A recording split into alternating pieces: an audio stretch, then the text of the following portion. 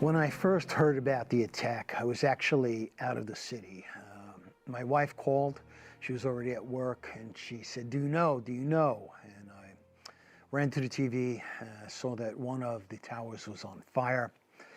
At that point, a little after that, the second plane hit. And I knew at that point the world had changed. A huge explosion now, raining debris on all of us. We better get out of the way. My goal at that point was to get downtown and see what was going on, get to what became known as Ground Zero. What I discovered, as well as the rest of the press, was that we were going to be denied access to the site. Giuliani had decided no one was going to come in. He was actually arresting the press, confiscating cameras, confiscating equipment, press passes. A number of my colleagues actually ended up in jail for several days. This, to me, was a great assault on freedom of the press, particularly to an issue as important and an event that was as important as what was going on. That night, I took advantage of the darkness, the chaos, and I snuck in so I could see what was going on. I wanted to see the lay of the land. I needed to see what the actual destruction was, what was going on, and it gave me a great sense of where I needed to be, particularly when the light came back up and I could photograph again. The photographs serve as documents. They bear witness to the times, to what has happened. And I think at this moment in our history where the news is vilified, where fake news is propagated and pushed, and people are seeking information and struggling to know what is real and what is not real, their importance is ever greater. Ever greater in that without truthful, factual content, how do we make our decisions? In many respects, a photograph serves as a catalyst for change.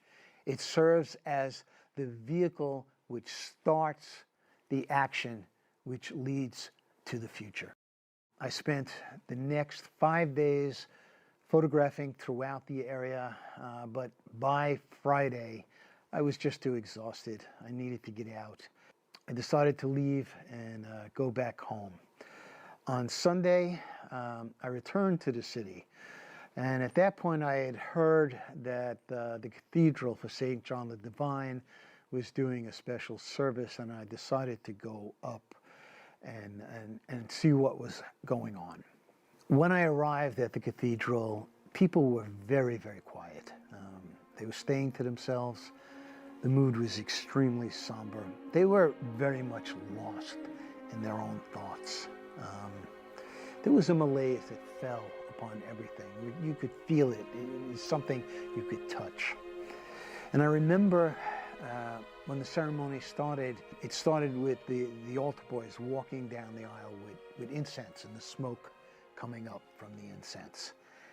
And for that moment, I was like, oh, more smoke, no more smoke. We had been living in smoke for the last couple of days. We were covered in ash. It just reinforced the terrible feelings that I found and felt when I was at Ground Zero. But at that very moment, the choir burst into sound, and then that sound seemed to reach above the smoke and into the vault of the cathedral, and things changed. You could see it in the eyes of the people who were there. I felt it in myself. In that moment, it gave strength. We realized that within this moment of tragedy, this moment of negation, that there is a way forward. And I think it gave a lot of the people there a sense of hope, and it created maybe a small light at a dark time, something that we all needed at that moment. When I was approached by Rick Falco about doing an exhibit in the gallery for the 20th anniversary for 9/11, we took pause. We knew what it would take, but we really felt that this community here really needed to be educated. So we brought it to the committee, and we voted that it's almost like we have a responsibility to do this exhibit and to try to educate our community here about what happened. And that's exactly what we did. We designed it in a way that we would communicate in a couple mediums, video, augmented reality, posters, and of course with Rick Falco's book that was published. And we took every single page and we mounted it on Blackboard so you could come into the exhibit and actually read Rick Falco's book. The use of photography is so poignant to getting emotion, to getting close-ups, to getting broad views. The capability of photography as a medium really connects to humanity, can get really close to the emotion and really tell the narrative. So that's what was very important in terms of making the decision to do this. We spent the whole summer before the fall preparing for it, actually probably about a year, with meetings twice a month.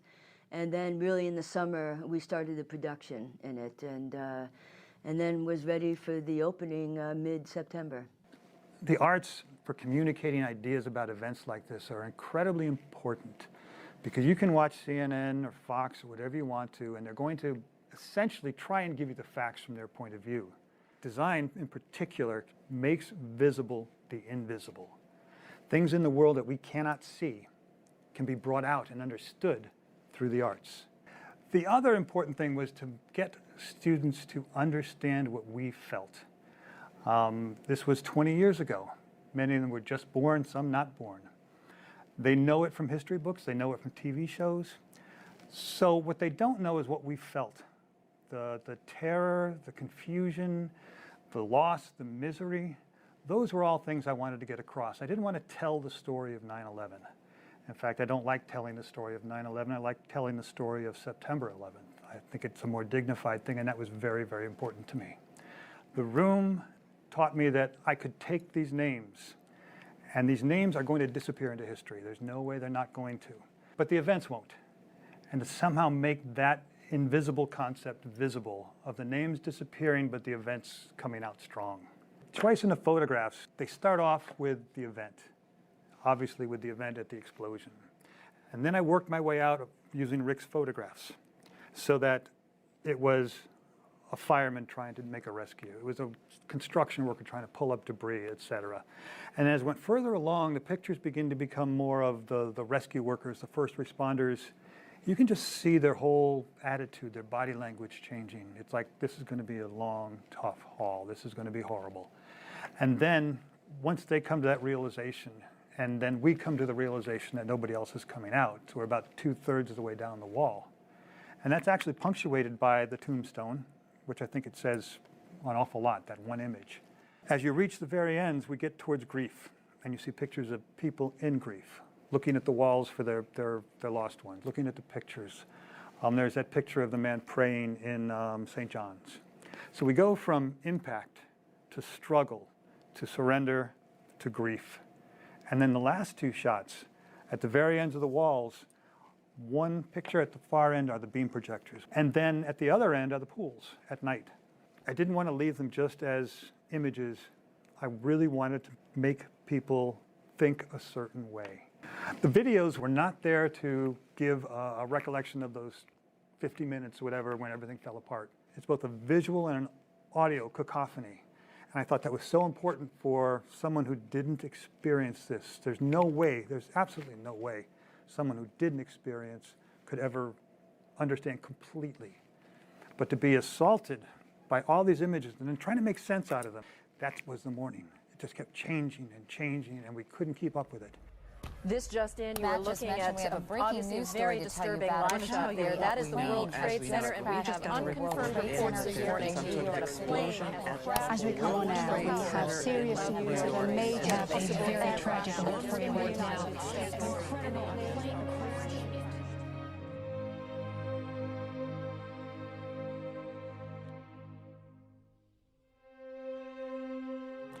Poetry is very, very important to me as a designer. Poetry takes everyday speech and allows us to feel things that are far deeper than ordinary speech.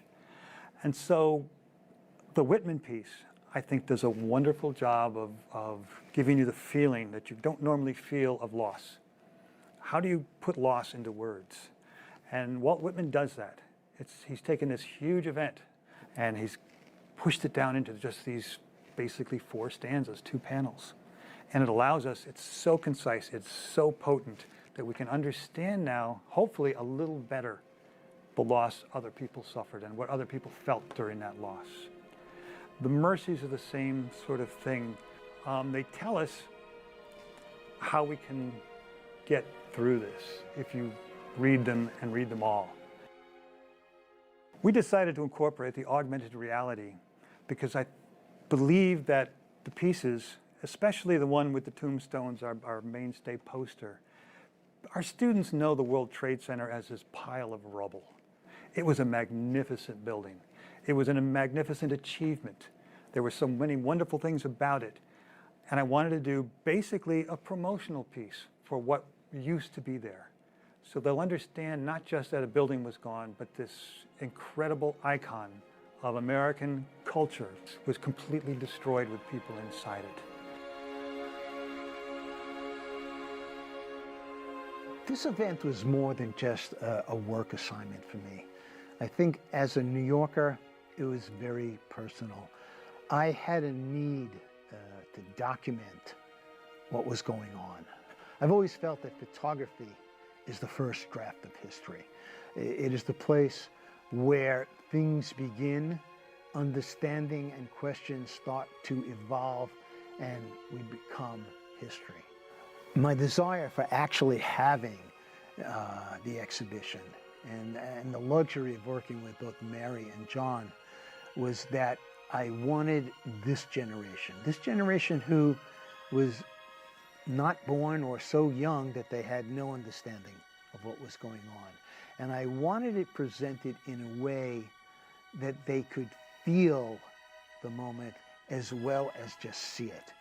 And I think the design that we created took a step towards those goals, and I'm very pleased with how it evolved. My hope is that the next generations who look back at these photographs, at the media that was presented, the content, get a better understanding of where they came from as they think about where they are and hopefully where they're going to go.